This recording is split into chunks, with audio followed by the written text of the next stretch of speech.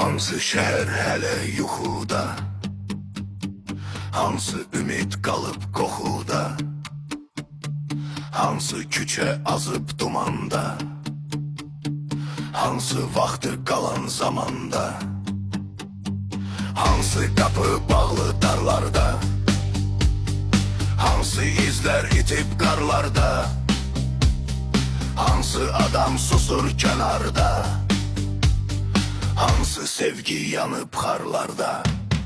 hansı səbəb, hansı bəhanədə, hansı kədər, hansı nişanədə,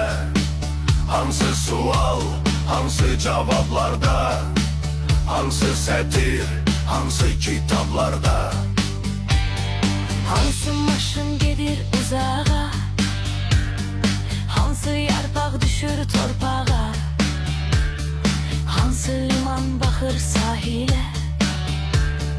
hansı kədər sığmaz ahnilə, hansı sabah doğur soraqda, hansı çıraq yanır uzaqda, hansı baxış donub aynada, hansı fəryad qalıb dünyada. Ayna tərəvə təqdim edir. hansı səbəb, hansı bəhanədə,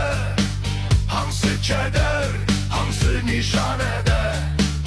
hansı sual, hansı cavablarda, hansı sətir, hansı kitablarda,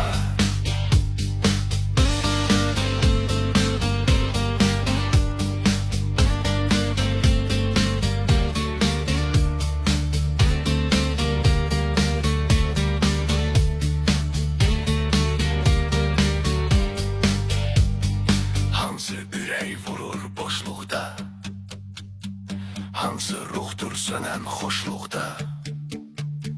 hansı gəmi batıb dəryada, hansı sima qalıb rayada, hansı sükut, hansı nidadır, hansı vüsat, hansı vidadır, hansı məkan, hansı doğanda, hansı ömür bitir zindanda, hansı səbəb, hansı bəhanədə, hansı kədər, hansı nişanədə, hansı sual, hansı cavablarda, hansı sətir,